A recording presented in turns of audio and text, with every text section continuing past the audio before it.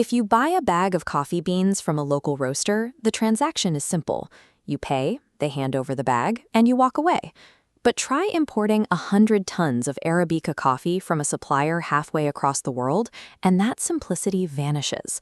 Look at this cargo ship out in the middle of the ocean. It's carrying millions of dollars in inventory. If a storm hits and those containers fall overboard, someone must absorb that massive financial loss. The question is it the buyer or the seller? Even if the physical goods survive the crossing, the transaction itself faces hurdles.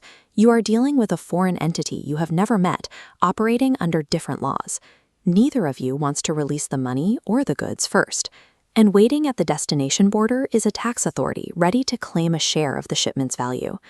To operate at an international scale, you have to solve 3 very specific problems. You need a system to allocate physical risk, a mechanism to manufacture financial trust, and a precise method for calculating border taxes. This is the International Chamber of Commerce in Paris. They publish a standardized set of rules called Incoterms. These terms dictate exactly when the responsibility for a shipment transfers from the seller to the buyer. This slider visualizes that transfer of responsibility. Let's look at Ex-Works, or EXW. Under this term, the buyer takes on maximum responsibility. The seller simply leaves the goods at their own factory door. The buyer has to arrange the pickup, pay for transport, and handle all export paperwork. If we move the slider to the middle, we find terms like free on board and cost, insurance, and freight. Here, the burden is shared. The seller pays to get the goods loaded onto the ship at the origin port, and at that exact moment, the physical risk transfers to the buyer for the ocean voyage.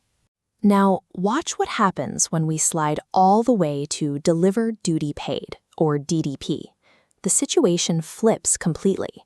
The seller is now responsible for bringing the goods all the way to the buyer's destination, absorbing the transport costs, the transit risks, and even the import taxes. Selecting these terms is a calculated financial decision. The Incoterm you choose dictates exactly who pays the bill when a container is damaged in transit. Once you know who bears the physical risk, you have to solve the financial risk. If a buyer pays in advance, they might never receive the goods. If a seller ships on an open account, they might never get paid. To bridge this gap, international traders rely on a documentary letter of credit. This is a legally binding guarantee issued by a bank. Let's trace how this works. First, the buyer, known as the applicant, goes to their local issuing bank and applies for the letter of credit, specifying exactly what goods they are purchasing and the required shipping documents. The issuing bank sends this document to a bank in the seller's country, called the advising bank. The advising bank notifies the seller. With a bank's guarantee now in hand, the seller safely loads the cargo onto the ship. The seller then presents the clean shipping documents back to the bank. The bank checks the paperwork against the original agreement. If everything matches, they release the funds to the seller. The physical cargo is moving across the ocean, but the banks never touch it. They deal entirely in verified documents. By relying on banks as intermediaries, 2 foreign companies can execute a massive transaction without ever having to trust each other directly. The goods have crossed the ocean, and the seller is paid. But before the cargo can enter the local market, it hits customs. Governments levy import duties to protect domestic industries and raise revenue.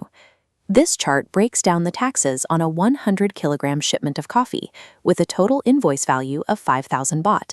The customs tariff for this specific product requires us to compare 2 rates, an ad valorem rate of 40% based on the value, and a specific rate of 4 baht per kilogram. Customs authorities charge whichever amount is higher. 40% of 5,000 is 2,000 baht. The specific weight rate yields only 400 baht, so the required import duty is set at 2,000 baht. Now watch how the final tax is structured. The value-added tax is not applied to the original 5,000 baht invoice. Instead, the initial value and the new import duty are combined to create a VAT base of 7,000 baht. The 7% VAT is then calculated on that larger combined total. The taxes compound on top of one another. A buyer who calculates their margins based solely on the supplier's invoice price will wipe out their profits the moment the goods reach the border. Managing physical risk, financial trust, and customs calculations involves a massive amount of data. Today, digital transformation is actively streamlining these traditional friction points.